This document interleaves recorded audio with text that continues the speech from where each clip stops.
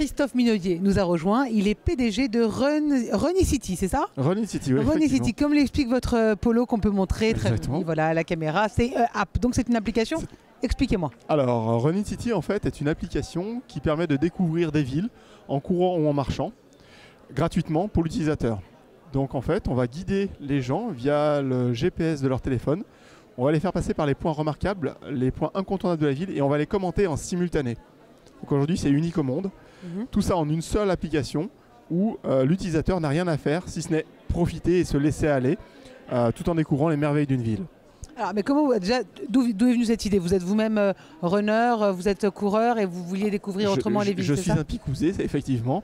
Donc en fait, à l'origine, je dirigeais ma société, j'étais amené à beaucoup voyager et j'avais toujours mes baskets dans ma valise.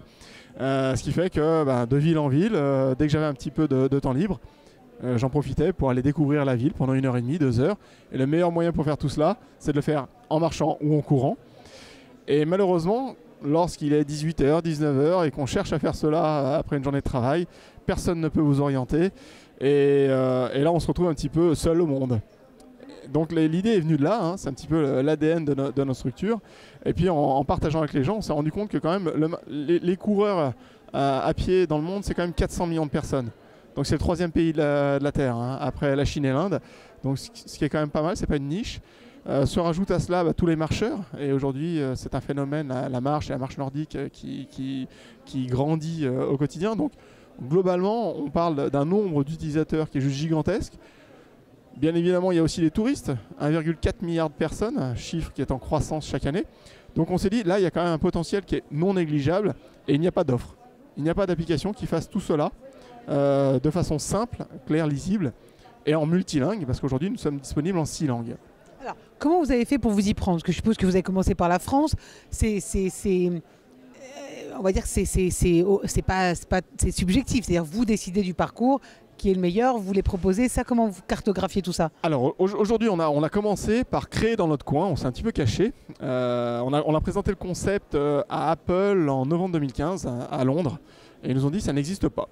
Et ils nous ont donné quelques conseils, à savoir nous cacher, développer un maximum de villes pour le jour du lancement, avoir un certain poids, et puis éviter que tout le monde puisse faire la même chose dans son coin. Donc on a travaillé d'arrache-pied quasiment pendant 1 an dans un petit bureau, et puis un jour on avait développé 70 villes sur 25 pays. Et donc là on a décidé de lancer notre application. C'est une application qui permet donc de découvrir des monuments, mais ces monuments, on essaye un petit peu de faire quelque chose d'hétéroclite, de façon à plaire au plus grand nombre.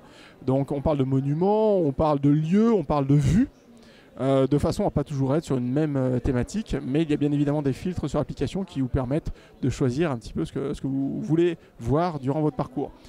En tout cas, ce que nous avons fait, c'est catégoriser les parcours par distance, 5, 10, 15 km. Pour les mégalopoles type New York, Londres, on a fait des 20 km, de façon à ce que les gens puissent en profiter plus largement. Vous couvrez combien de villes aujourd'hui? Aujourd'hui, on couvre 170 villes dans 49 pays. On a fait plus de 800 parcours. On approche les 10 000 points d'intérêt, tous traduits en 6 langues par des natifs. Quand je dis ça, c'est qu'on n'est pas très fan de Google Trad. Alors comment vous financez, puisque c'est une application qui est gratuite? L'application est gratuite, mais nos partenaires sont aujourd'hui des villes, des offices de tourisme, des hôtels qui proposent un service unique, nouveau, innovant. Je prends l'exemple de certaines villes. Aujourd'hui, on travaille avec la mairie de Paris qui nous a fait faire plus de 40 parcours sur Paris. Et le principe, c'est de se soucier de la santé, du bien-être et de la découverte de la ville. C'est ce qu'ils ont voulu faire et c'est ce qu'aujourd'hui on fait de plus en plus avec bon nombre de villes. Et vos prochains projets, c'est couvrir encore plus de villes, différencier Aujourd'hui, on travaille énormément avec la France, c'est une chose, mais comme on est présent avec 49 pays, on est en train de s'élargir sur le UK, le Benelux, l'Italie, l'Espagne.